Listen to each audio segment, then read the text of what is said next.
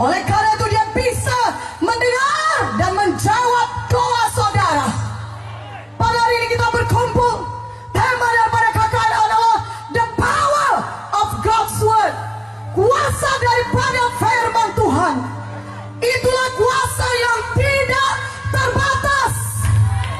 Angkat tangan saudara, katakan sama-sama dengan saya. Kuasa firman Tuhan.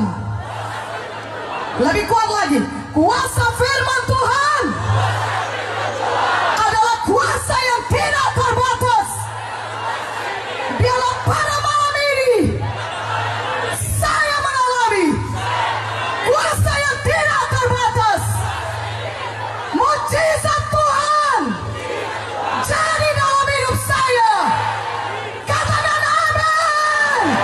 Berikan kemuliaan bagi nama Tuhan. Saudaraku, firman Tuhan tidak terbatas kuasanya.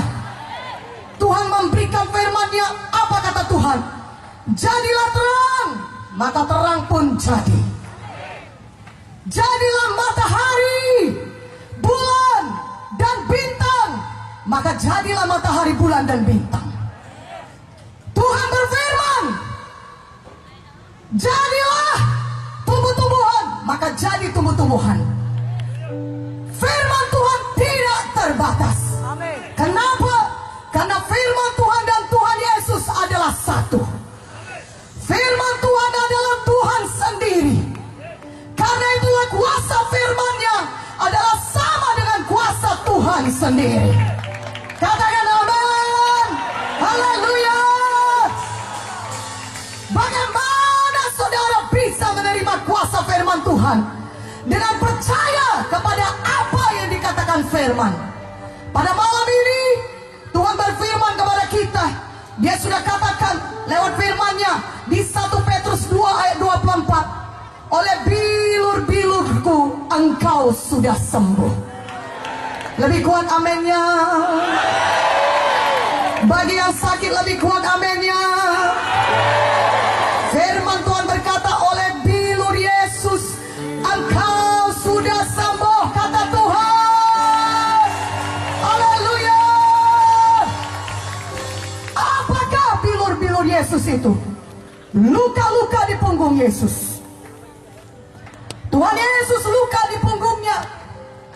Kenapa? Karena dia dicambuki oleh tentara Romawi. Untuk apakah dia dicambuki? Untuk apa Tuhan menerima cambukan itu? Dia bukan orang jahat.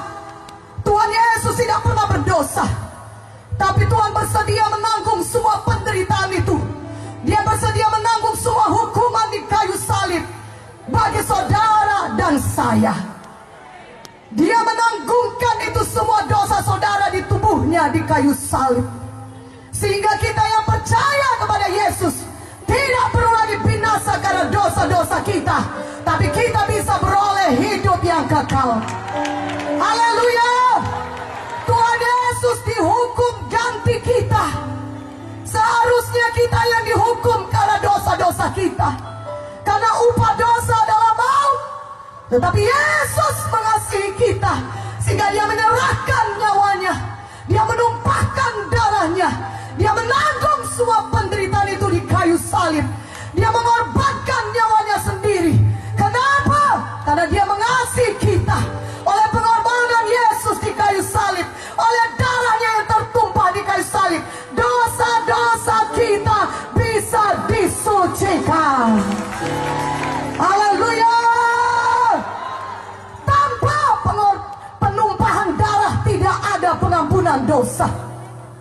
Yesus darahnya berkuasa menyucikan kita dari segala dosa. Karena Yesus tidak pernah berdosa. Pada malam ini betapapun besarnya dosa saudara, mungkin orang lain tidak tahu, tapi saudara tahu. Tapi firman Tuhan berkata, walaupun dosamu merah seperti kirmizi, merah seperti kain kasumba, akan menjadi putih seperti salju oleh darah Yesus. Pada malam ini saudaraku, Tuhan berkata kalau kita datang kepadanya, maka ada darahnya menyucikan kita dari segala dosa. Sehingga tidak ada lagi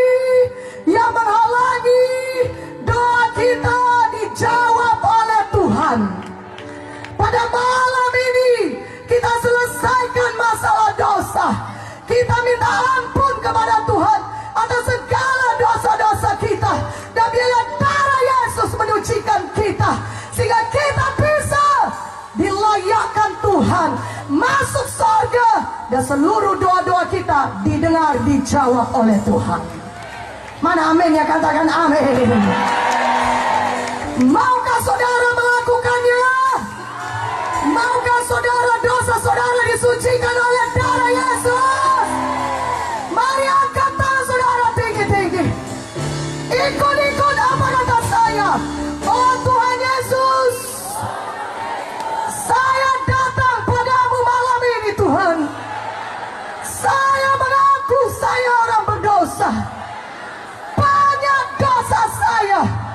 Tapi malam ini Tuhan, saya mau bertobat. Saya tinggalkan semua dosa saya.